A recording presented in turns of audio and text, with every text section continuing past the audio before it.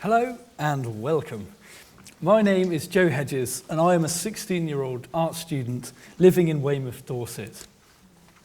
Today I will be giving you a descriptive and personal analysis of a wonderful piece of land and installation art which I had the pleasure of experiencing when I was 7 years old. Harmonic Fields by Pierre Sauvageot is, in its most literal sense, a collection of more than 500 wind-powered instruments distributed over a 24-acre site.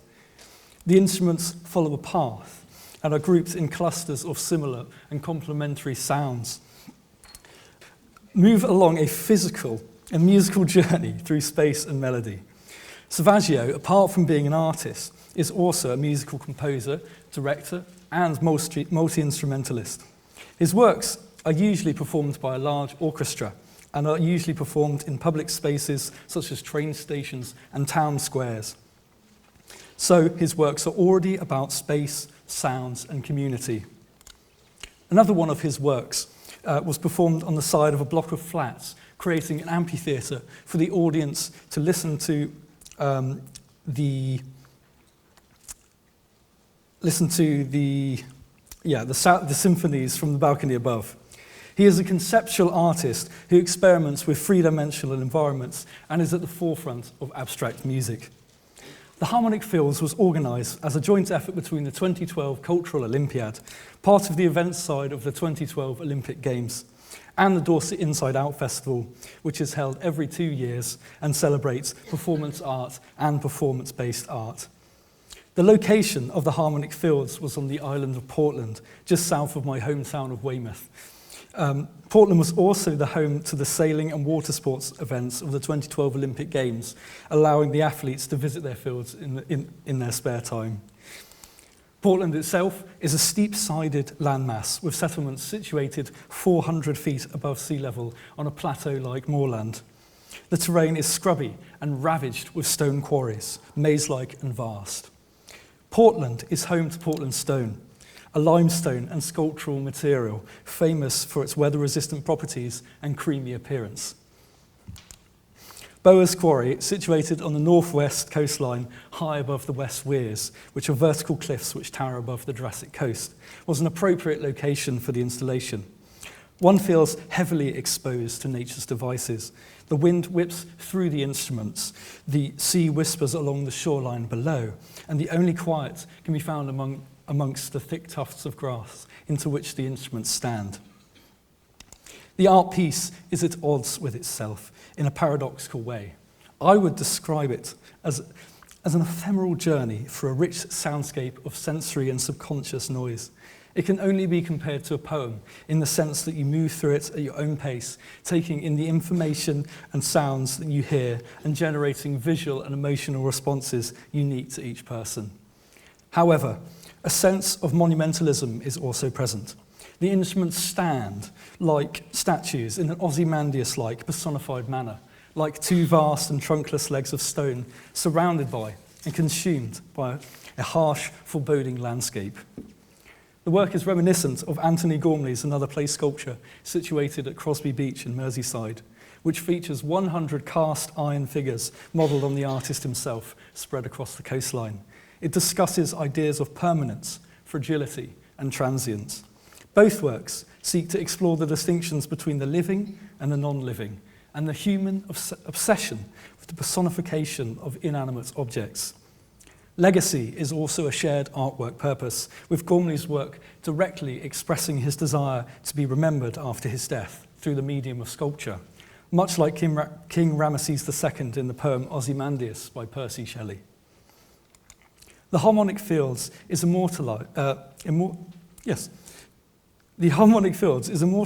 only through living memory, as I and the 11,000 people who visited the site will inevitably discuss and pass on this experience to people like you, a listening audience, partaking in the immortalization of an event which I experienced when I was 7. Folklore and folk music especially is absolutely dependent on the transferring of information, lyrics and stories to one another through the generations. And so the Harmonic Fields slowly morphs into legend. The first sculpture is a metal frame trellis arranged in a Gothic art shape. Each arch is connected by 5 metal wires running along the roof of the corridor. Suspended on the wires are a plethora of pod-like instruments which populate the space, creating a surrounding sound as the listener passes through. Each pod has 2 reeds attached to its roof, which rub against the wind, like a reed in a woodwind instrument. Sound is amplified and tuned in the spherical cave and is released via a hole at the base. This hole allows the hollow sphere to vibrate much like a bell, and the surrounding sounds compound and compete, creating a haunting cacophony which mimics an air raid siren or a continuous baby's cry. Due to the variation in tone of each instrument and the fluctuating power of the wind, a fringe effect is created. A fringe in music is created when 2 or more notes, very similar in pitch, are played simultaneously. The resulting sound is perceived by our brain to be vibrating and tremoling, which has the effect of tension building, as we anticipate the harmonic equilibrium but never quite achieve it. This technique is used by Hans Zimmer in his films to build constant tension throughout the duration of a film. The whole experience is inherently eerie, and yet at first one cannot quite grasp the cause of the unease.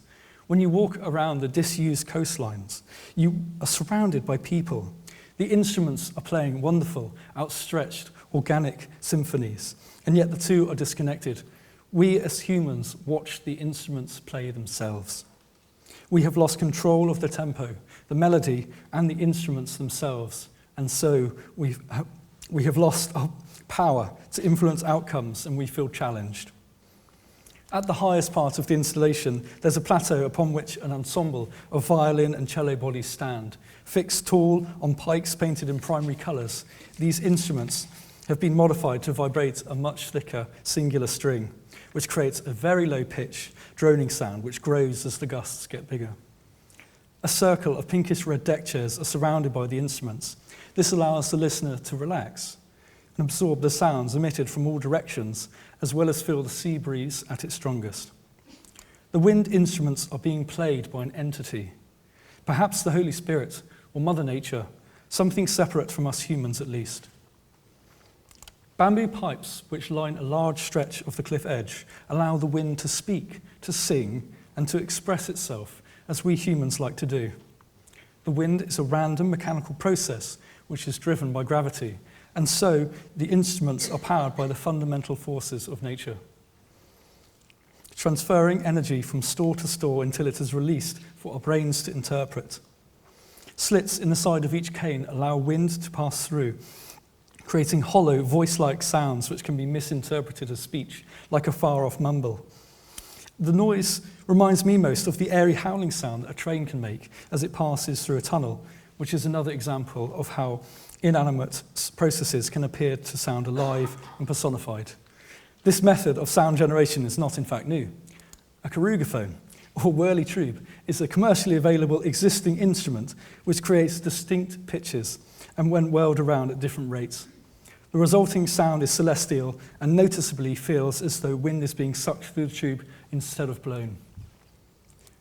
The harmonic fields was an event which happened on an island surrounded by sea many years ago in my childhood, and it no longer exists, and it never will again. It's a place that I often revisit in the depths of my subconscious and in my dreams. It is a keystone memory of my early childhood. Since, when revisiting the fields, I am left to stare at and listen to the Chesil beach. It has taken many sailors, and with them their stories, and so, for 1 month only, were their stories heard through those humming cliffs of those sacred fields. When I came home that afternoon, me and my father cracked open the Connex, which is a construction system similar to Lego, and built a structure which held up a single snare drum.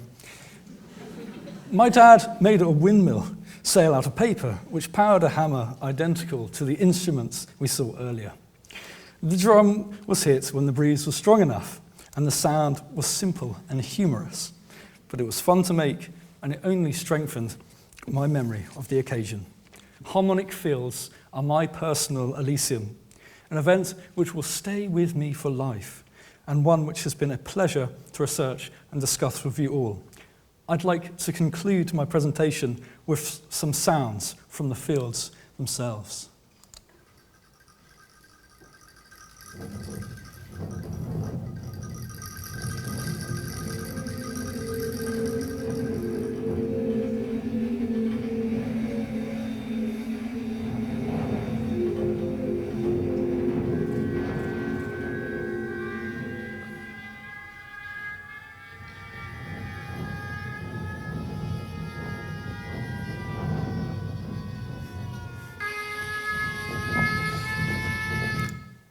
Thank you for listening.